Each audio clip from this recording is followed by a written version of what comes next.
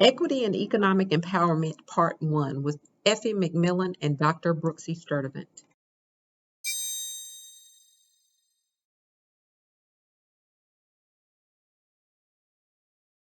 I'm Thyais Maxwell. JoAnn Stevens is my mother, and I have had the privilege of working with both of these wonderful, great, knowledgeable, powerful women, both Brooksie and Effie, and I've learned so much from them. They've been amazing thought partners for me. So I'm appreciative to have this opportunity and share this space with all of you tonight. Well, again, I'm JoAnn Artis Stevens, and I'm the founder of the Rosenwald Center for Cultural Enrichment. We currently have two Rosenwald schools on the National Register, and we were in the process of establishing a historic district and utilizing these facilities as catalysts for economic development in our low-wealth community. And with a lot of things that we do as minorities, especially women, we face a lot of political roadblocks. It's not easy to break the glass ceiling. But we plan to do so. And thank you. So I'm just going to get us started, and we can't go as deep as we would like, just given the time, but we're going to give you a little bit of background knowledge. Hopefully, we'll be able to share some new information with you that maybe you don't already know. But we're going to start off just talking about, what does race have to do with it? So given our current situations, what we notice in our neighborhoods, what's happening in our schools, what does race really have to do with it? And if we really go back in time to 1776, which is considered the birth of our nation, it was at this point in time that the Declaration of Independence was written, saying that all men were created equal. However, we know that that was contradictory to what was actually happening and the belief and mindset and ideology of the Europeans that were occupying the space as well. And so just to give you a little bit of background of how races even came into play, was through the research of a scientist, German scientist, last name is Blumenbach. And what he tried to do was, through his study of mankind and using scientific evidence, try to classify humans into categories. These were the categories that he classified people into: Negroid, Australoid, Mongoloid, and Caucasian. And Brooks, if you'll click one additional time, what we noticed too at this same time is that those who were identified as Black, African American, Afro-Caribbean were deemed less than, not human, and really lacking humanity. And the closer that you were to white or European is how he classified and began this whole narrative that whites and Europeans were fully human or superior than people who were identified as Black or African American, as I said before. If we take a step just a little bit further with that, Thomas Jefferson made this quote in 1781. So by this time, we are definitely deep into slavery. Where he said, "I advance it therefore as a suspicion only that Blacks are inferior to the whites in the endowments of body and mind." So again, setting this narrative, setting the stage, this context that white people were superior and Black people were inferior or less than human.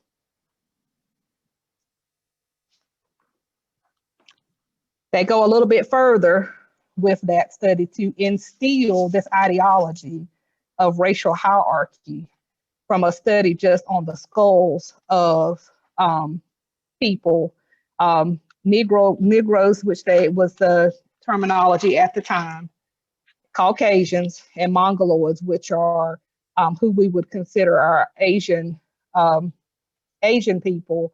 And they use skulls to also establish this racial hierarchy, saying that one skull size deemed intelligence, deemed understanding and ability. And so again, as you can see, as we're kind of trying to set the stage or build some context, is that this started, yes, hundreds of years ago, but we can still see how it manifests in today's times.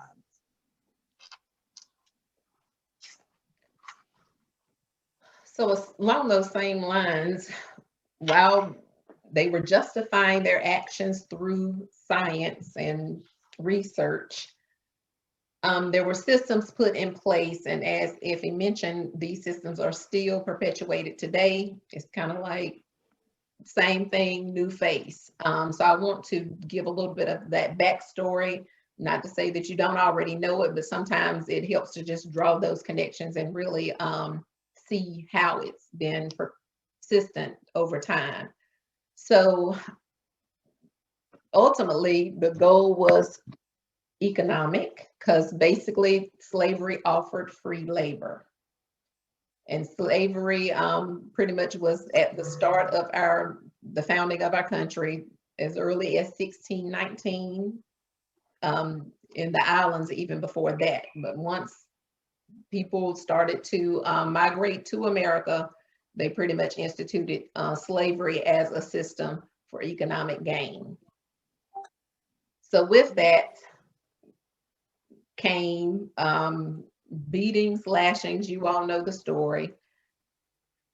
And it was definitely a tough time. So the Dred Scott case was a catalyst, causing abolitionists to really pay attention, all the more that, okay, this is just not right. Something needs to be done.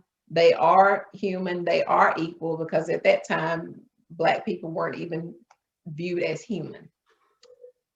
So with the Dred Scott case, that was a catalyst that drew the attention of most of the abolitionists to really start to become even more active.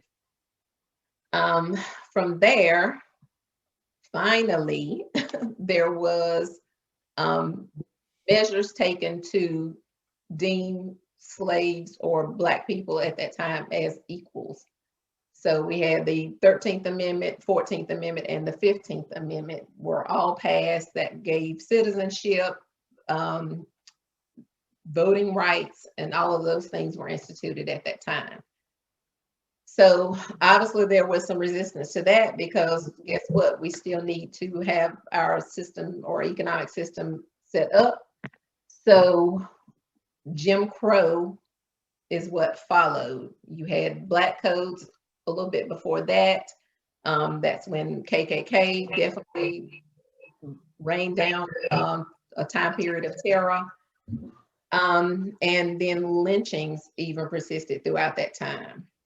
So all of this was an effort in the South to still maintain the workforce. They still wanted Black people to serve as the workforce for economic gain. And as you can see, based on this timeline on the screen, this persisted for decades, years, centuries.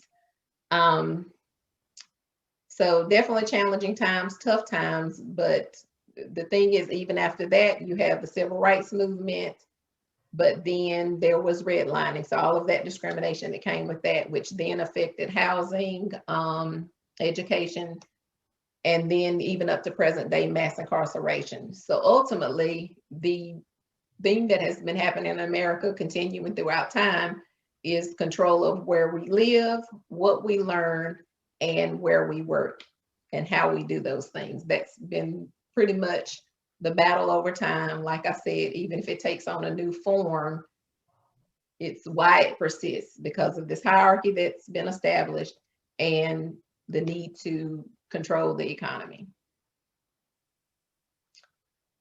So thinking about those different time periods, there were definitely times when people did resist. So there were definitely a number of acts of resistance. So here, as you can see, slavery persisted, looking at the red bar, but after the 1800s, there were different recorded rebellions that took place. You got the Nat Turner Rebellion, you got the John Brown raid, then there was that Dred Scott case that I mentioned. So it's almost like a seesaw. You have these systems of oppression that are established, yes, we're subjected to those things, but then there's this act of resistance where we do rise up and make some gains. So after that, like I said, these amendments were passed, and abolitionists worked really hard to get some of those things done. You had the Underground Railroad. And then that led up to civil rights movement, which was in direct opposition to all of the Jim Crow laws.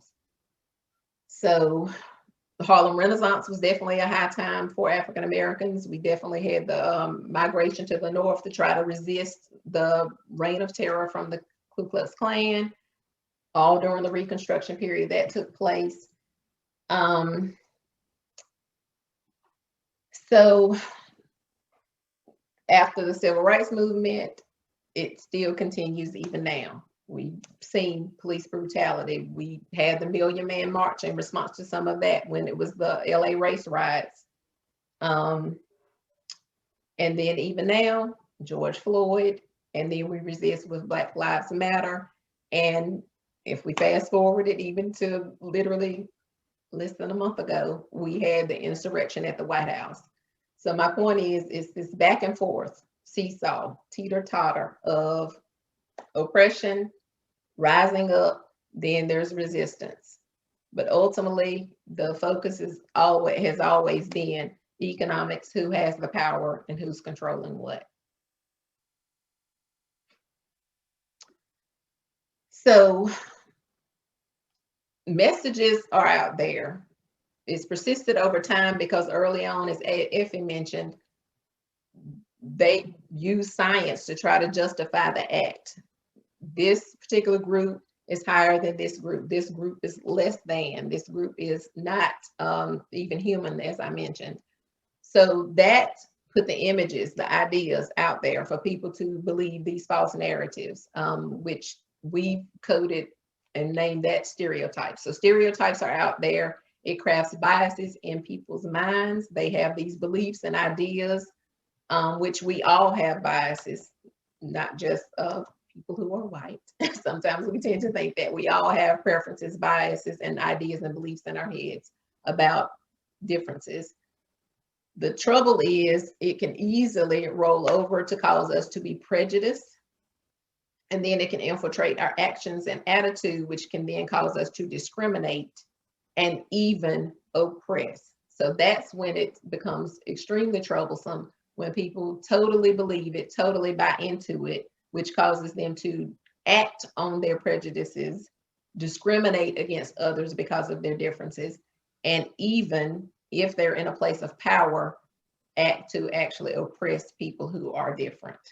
And this has happened based on race, based on sexual identity, based on gender. Women have been discriminated against for simply being women.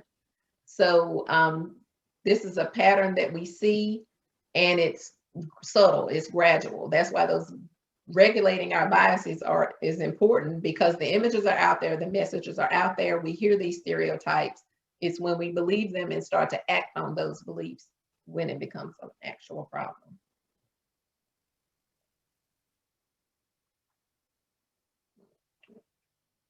So as Brooksie has said, is that the disparities and inequities that we face today, those things that are manifested today, with challenges that we have, particularly in the Black community, is something that's deeply rooted and entrenched in things that have happened over time in our history. So I'm just going to give you a little bit of background about even the things that happen in education. So as we think about the narrative around achievement gaps and disproportionality with discipline in schools, where you have overrepresentation of African-American children, particularly African-American boys, being referred more for behaviors, placed in in-school suspension or out-of-school suspension, is not something that's new. It's deeply rooted in systems that were created to maintain the status quo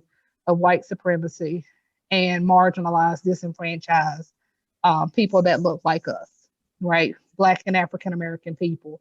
So this just gives you really just kind of brief overview I'm just going to highlight a few of these, starting back in 1779 when Thomas Jefferson made his statement about Black people being inferior.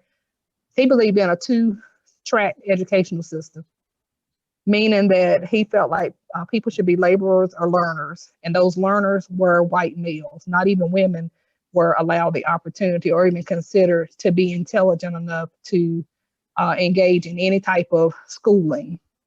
Then, as you know, we were forbidden to read. Enslaved people were forbidden to read.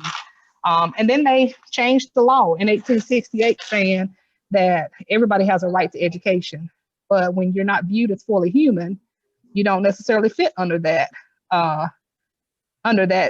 description of having the right to get an education. But even as I fast forward, when education was separate but equal, and we had Brown versus Board, most people are very familiar with that from 1954. Brown versus Board made it illegal to have separate schools. And I'm certain in Greene County, just like counties across this country, the effort to desegregate schools was long and hard. And we still see the effects of it today with many schools that are truly racially identifiable.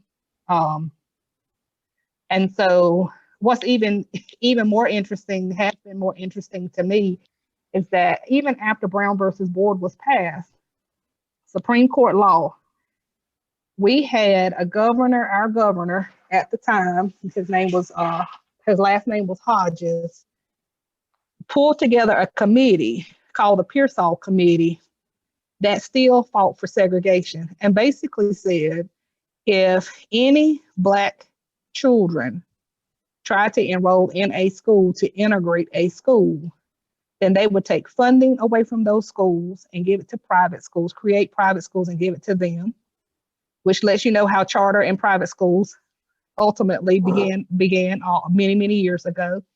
They also gave permission for schools to shut down, to lock out access for African American children to be able to attend school and receive an education. So this stuff is deep rooted and has been going on for a long time, and we see it manifested today. We even have to think about just that whole narrative around achievement gap. Sometimes the conversation is that we shouldn't call it an achievement gap, we should call it an opportunity gap, because the belief is that achievement gap is built around a white dominant narrative, which continues to perpetuate that Black children are not capable of learning at the same rate as white children. And that's a narrative that we have to counter.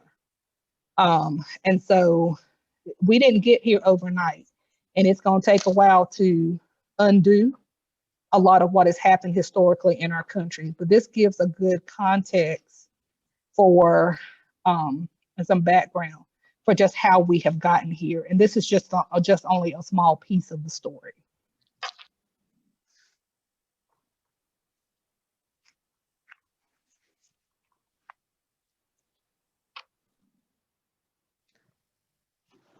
So, as Effie mentioned, there was discrimination going on in education, which is a system. It is just that there are still school systems that actually have the word system in their school name.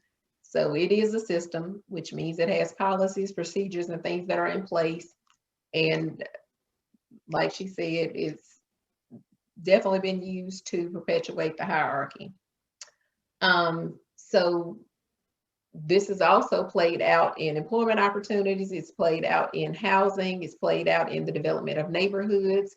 So we want to share this particular example so that you can see how it played out in neighborhoods, because ultimately neighborhoods then also dictate where you go to school and affects other things as far as how we live and navigate society. So if you can take a moment to tune into this, and then we'll talk about it just a little bit.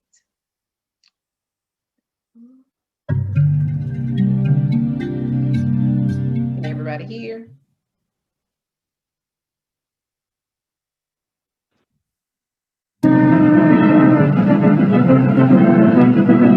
It was a time when hundreds of thousands of GIs came home ready to start families, but had no place to live.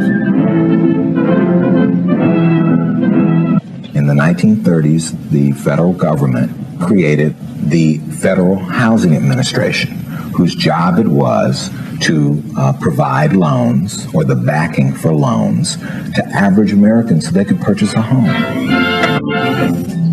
Federal programs and banks sank millions into the home construction industry. Their message to veterans: you can afford a new home. Buy a new home now. Tax dollars help make the single-family home a mass-produced consumer item. The American dream had a new name: suburbia.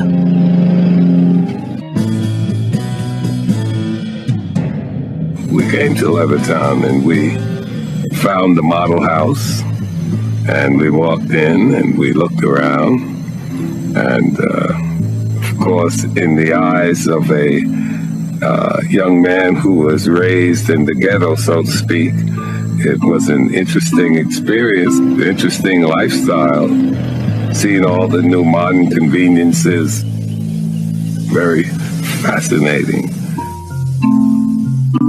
Eugene Burnett came home with almost 1 million other black GIs. They had fought for the country in segregated ranks. They returned hoping for equality and the American dream. For many, that dream was a new home for little money down and some of the easiest credit terms in history. I went up to the salesman: we're interested in your home, we're interested in buying one, and what is the procedure? Is there an application to be filled out? So forth. So he looked at me, looked around, and he said to me, he says, listen, it's not me, but the owners of this development have not as yet decided to sell these homes to Negroes. The FHA underwriters warned that the presence of even one or two non-white families could undermine real estate values in the new suburbs. These government guidelines were widely adopted by private industry. Race had long played a role in local real estate practices. Starting in the 1930s, government officials institutionalized a national appraisal system where race was as much a factor in real estate assessment as the condition of the property. Using this scheme, federal investigators evaluated 239 cities across the country for financial risk.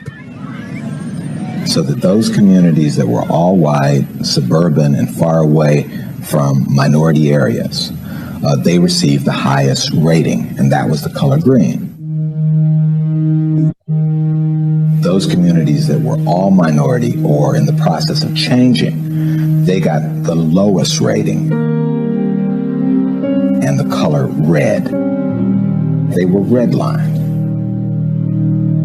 As a consequence, most of the mortgages went to suburbanizing America, and it suburbanized it racially. As homes in white communities appreciated in value, the net worth of these white families grew. For most non-white families who stayed in urban neighborhoods, the housing market open to them in the 50s and 60s was largely a rental market. You don't gain equity by paying rent. Where one's family lives in America is not just a matter of taste and preference. You have the issue of housing and wealth. The majority of Americans hold most of their wealth in the form of home equity. So that's their nest egg. That's how they can finance the education of their offspring. That's how they can sort of save up for retirement. It's their savings bank, right? They're living in their savings bank. My family, like a lot of families, was in Detroit, struggling to buy a house. You had a dual housing market, one white, one black. A housing market with one with a lot of demand, another housing market with very little demand. My father lives in the house that I grew up in. The house today, 5-bedroom house, is worth about $20,000. That same house bought in the suburbs would be worth today about $320,000. So whites moving to the suburb were being subsidized in the accumulation of wealth, while blacks were being divested. And these were public policy decisions in which, on one hand, people were given access to property, given title, and subsequently wealth. And on another hand, where people were not given access to property, did not generate wealth, and did not generate the kind of opportunity for the next generation.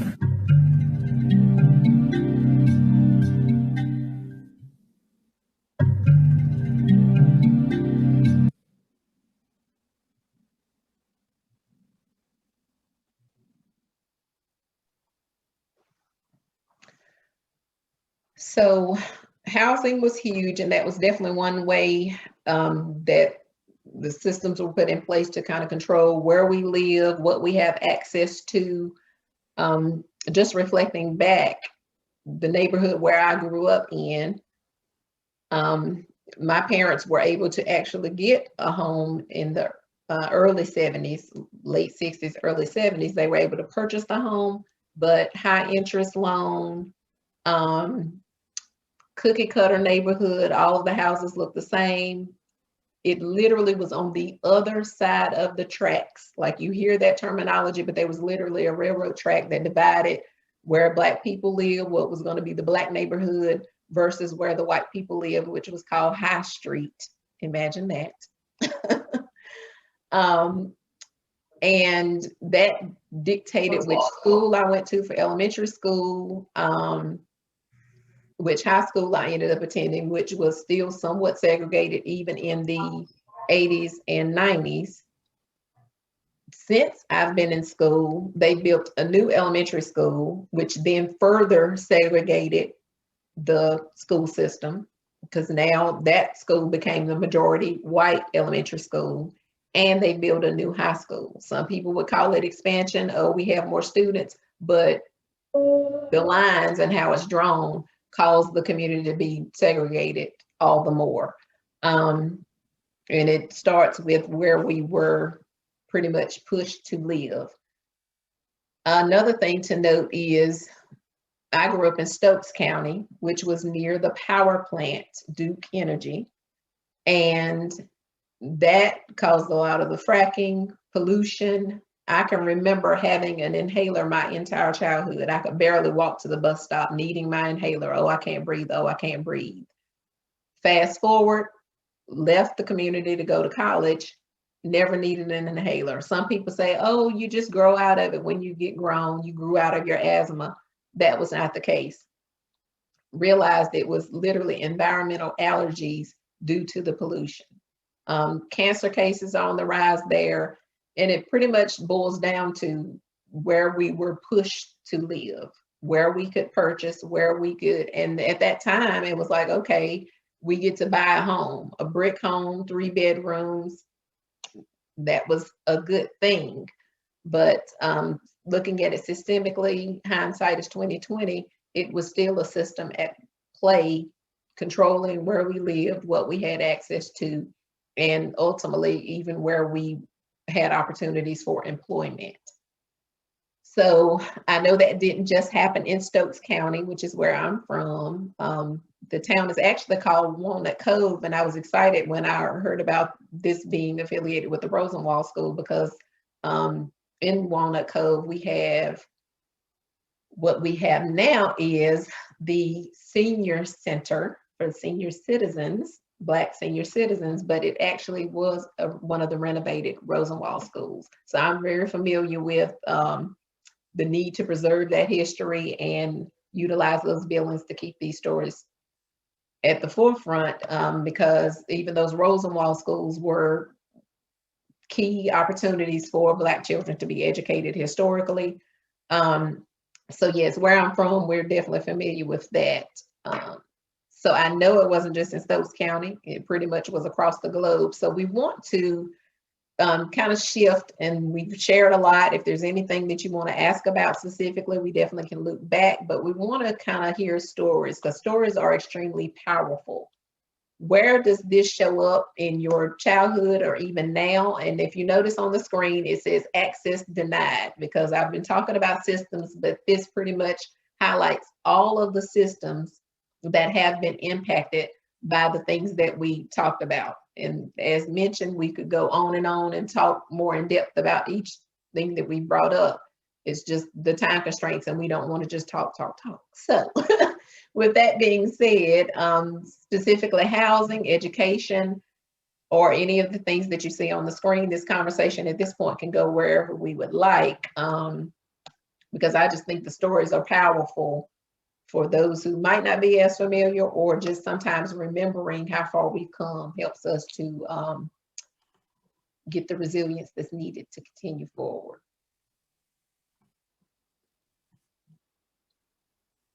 Since nobody else, I'll share. I'll share. So I grew up in, Greene County, Snow Hill, North Carolina. And I remember my mom talking about going into, the schools that were for colored children to the segregated schools in Greene County, and how the children, they felt like they were left out, because they felt like in the colored schools that they had a community and people truly cared and were vested in them. But when they were sent to the integrated schools, they felt like they weren't accepted. They didn't want them there, even though they had the nicer buildings or they had the textbooks. They seemed to not care about those pieces as much as they cared about the community and the connection, and knowing that people knew that they were just as valuable. I probably didn't realize the importance or what her story was until I got older. Because I only knew there was one school, and everybody there was, we went to school with Black people and white people. But as through time, I was able to see that there's clearly a dividing line in the African-American community still today, and then the community that is not African-American. I think in our educational system, I think that what you shared is that the powers that be is like the form of oppression. They decide where we live, where we work, and what we learn. I think that was very true in my educational environment. I don't feel that I had anyone other than my family who pushed me to be educated. As a matter of fact, I remember our counselor telling me and several of my girlfriends to go to community college first to see if we liked it before we wasted our parents' money. So it wasn't the expectation for us to be educated, but I'm sure there were different conversations with my Caucasian peers. So I think that even now those things still exist, even with where people work. It is such a sad community where there's really no work for people. It used to be a very thriving factory-based community, but if I think about it, it was like the rubber plant, right? So think about the pollutants that were right there. My grandma's yard is like a street across from the rubber plant, which is now the sweet potato factory. There were a tape plant. So it was all of these major factories that were in this community, but they were all centralized in the African-American community. So when you think about the health and the impacts that they had upon people now, that you didn't even realize then, because those were where the people worked. They were in their community, they worked there, they made a decent living. Even when I think about DuPont, they were very well known for making fabrics for carpet, but think about the people that work there and some of the health issues they all face now. We didn't think about those kinds of things. I think then you don't really understand it until you've had the chance to kind of go away and come back and see the impact. But I definitely see how we've been denied access, and we still are denied access, even in the healthcare system.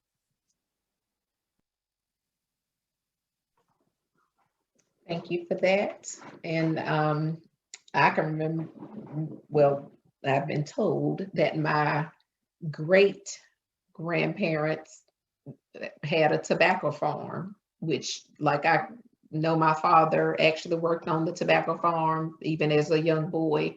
He was drafted to go to the Vietnam War, returned, and then they pretty much everybody wanted to get a job at R.J. Reynolds, which was a tobacco company. So textiles, I know a lot of people worked in textiles, furniture making, and then agricultural type fields, like I said, with tobacco. But yes, definitely had health impacts, because as you can see, health care, nutrition and just overall health is on the screen, because those are systems that we're attempting to navigate with limited resources and limited access. Yeah, I think it's interesting that you brought up RJ Reynolds, because where it's located in Winston-Salem had a very thriving Black community. And we see that when we learn about different parts of the country, and because of the wealth that was starting to be accumulated, that were being had in those Black communities, then policies or either acts of terror destroyed those communities. And now we see, even when Brooksie was talking about redlining earlier, if you really think about where you live, whether I grew up in Sampson County, Clinton, so it's very rural, but I can tell clearly where redlining happened. And you can see it in most cities, because those were the areas where Black people didn't get access to loans, so they couldn't do maintenance and updates on their homes or improvements. If you think about the restaurants that are in most Black communities, which is primarily fast food, there are food deserts there where there's just not a lot of quality grocery stores where people can go shop for healthy foods. And so all of that stuff has been by design. Even when we think about where highways are built, interstates and expressways in cities, is truly a dividing line that kept Blacks and whites separated. So all of this has been by design. The more we understand it and know it, the more that we can resist and really fight for change. And so it's just, it's so much for us to think about. I would love to hear from others that are on the call, though. Where have they seen, access denied based in some of these systems that we all interact with on very much a daily basis? Mm-hmm.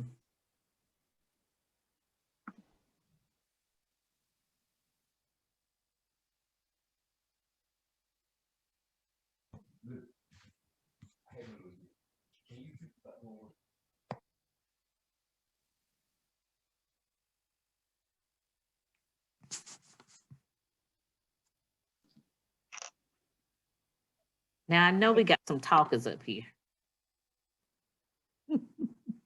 So while everybody else is thinking, I'm gonna give you a more recent one. Hampton Elementary School here in Guilford County, which is no longer a school anymore. But I think several of us saw access denied in that community. It was a thriving African-American community.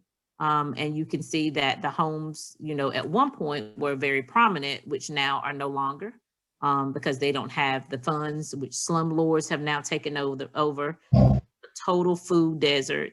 People are, the only thing that they can get to is the Food Lion on the corner. And that is one. There is no Harris Teeter.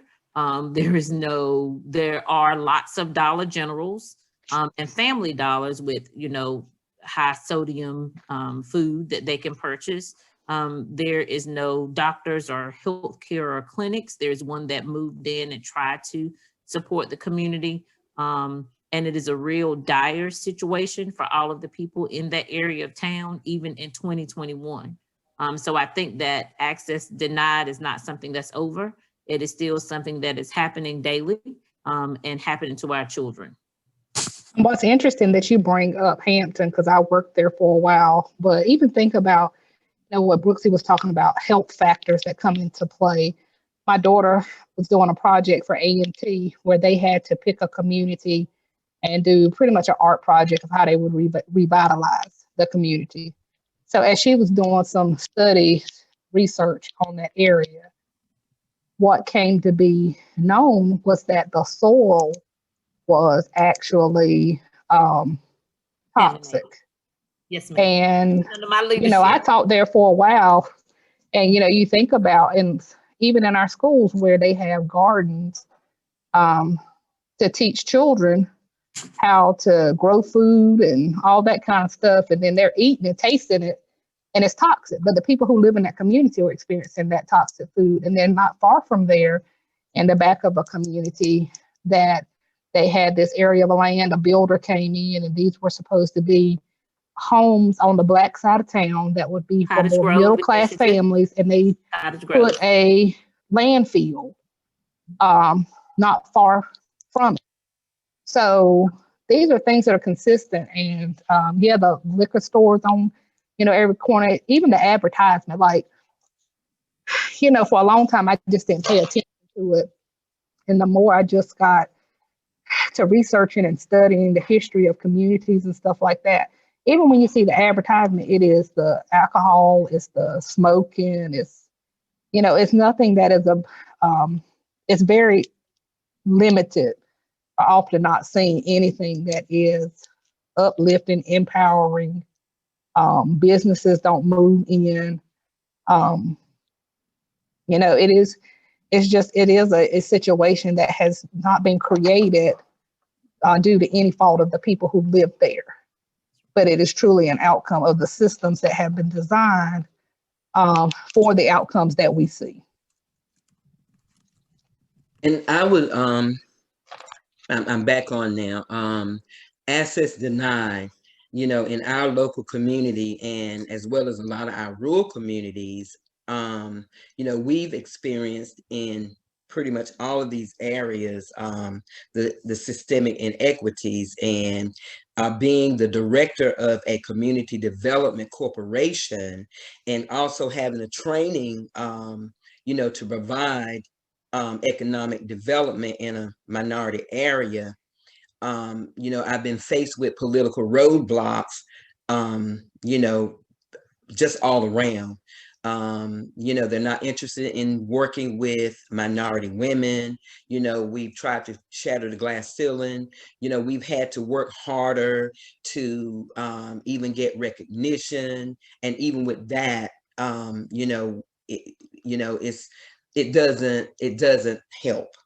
And it's all about the economics. As I had said before, we nominated 2 Rosenwald schools to the National Register of Historic Places, and they were and are catalysts for economic development. We were in the process of developing a housing program, and because there's not government oversight, our local government was able to actually lock us out of the facilities, and the facility itself is now in disrepair. And I don't want to take up too much time because I have a long story, but we've seen the inequities firsthand.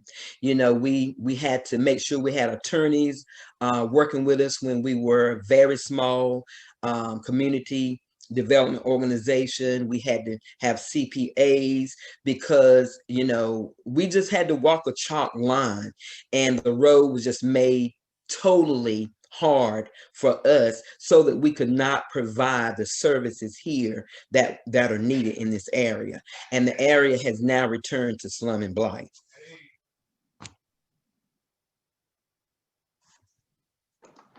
Yes, it is definitely an ongoing. I was just gonna say before I have to hop off, I really enjoyed all of you, and just to Ms. Stevens' point, it just reminds me of John Lewis talking about good trouble, because anytime we are advocating to change, fighting for more justice and fairness and better outcomes, it is about the willingness to get into that good trouble. And it's not an easy road. And it's really, I oftentimes think of it as a big boulder pushing it up a mountain, because it's heavy lifting, it's hard work, and it takes a to join forces together and all be fighting for the same thing, moving in the same direction, if we're going to really bring about all the change that needs to happen and that we want to happen for our communities. So I'm going to have to say good night. I've got to hop off for another meeting, but I've enjoyed this, and I look forward to seeing everyone back in March. Thank you, Effie. We have a gift for you. I'll call you this week to give you. Thank you. I'll put it in your mailbox. It's not necessary. It wasn't needed. I'll put it in your mailbox. Yes, ma'am.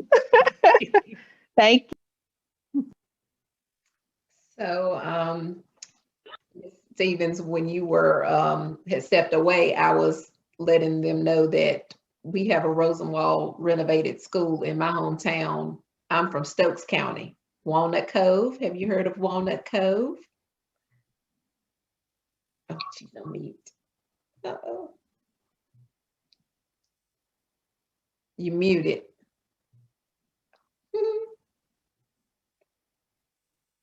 Yes, I've been to Walnut Cove. Matter of fact, I've worked closely with Alice Rosenwald. I've spoken at some of their the National Trust conferences as well.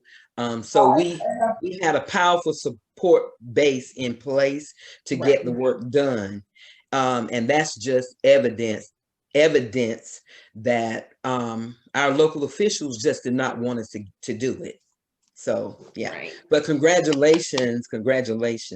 Yes, they turned it into a senior center. So a lot of my relatives, the elders in the community. So I know a lot of the people that go there. So I was really excited when I kind of put two and two together, like Rosenwald, that's what we have in Stokes County. So yeah, it's definitely an ongoing battle. As Effie was mentioning before she logged off. And I definitely commend you for your resilience, pressing forward and just keeping at it, because these are systems, they have been put in place, like we said, for centuries, decades, and it's ongoing. But I want to kind of give a segue for the second session, and we can continue to talk as long as you all would like, but I know some people may have to log off since we said 7:30, but I could go all night. But next time we do want to highlight some of the victories that we've actually experienced, and we'll continue to talk a little bit about some of the myths that have been put out there, because that's going to be a huge part of it. Overcoming things that have been placed is countering that narrative, tearing down some of the barriers that have been put in place to then experience success, and economic access is pretty much what we need. So we'll do some celebrating. We'll definitely highlight victories, and we will continue to share just some of those barriers and how it's playing out, because I just don't know that sometimes we're so subjected to things that we don't always see that this is why this is happening. This is why this is this way. So that alone is actually a form of empowerment, just that understanding and realization that, yes, this is a system. This is how this is working and how it's playing out. But these are some things that we can do. So hopefully you will be able to loop back with us next time. I don't want to keep people too long, but again, if you have questions, you need me to backtrack to any piece, then I'm definitely willing to stay on a little longer.